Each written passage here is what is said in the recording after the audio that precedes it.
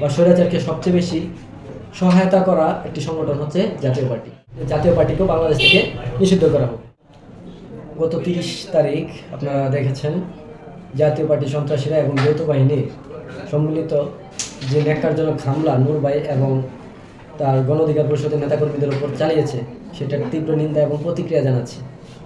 আপনারা জানেন গত ফ্যাসিস্ট আমলে স্বৈরাচারের সবচাইতে যারা হচ্ছে আপনার কাছের লোক ছিল বা স্বৈরাচারকে সবচেয়ে বেশি সহায়তা করা একটি সংগঠন হচ্ছে জাতীয় পার্টি।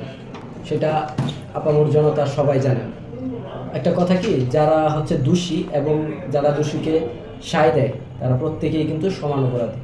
সেই হিসাবে আওয়ামী লীগ যদি নিষিদ্ধ হতে পারে, আওয়ামী লীগ যতটুকু অপরাধ করেছে তারা অপরাধের প্রশ্রয় দেওয়ার কারণে তারাও ঠিক ততটাই অপরাধী। সেই জন্য আমরা চেয়েছিলাম যে জাতীয় পার্টিকেও বাংলাদেশ থেকে নিষিদ্ধ করা হোক। আমাদের কার্যালয়ের সামনে একটা নূর ভাই তার নেতাকর্মীদেরকে নিয়ে একটা সংবাদ সম্মেলন করছিল। সেইখানে এই হেলমেট বাহিনী, হলুদ হেলমেট পরিহিত জাপার সন্ত্রাসীরা এবং সেনাবাহিনী তারা যৌথভাবে এসে পুলিশকে নিয়ে হামলা করে।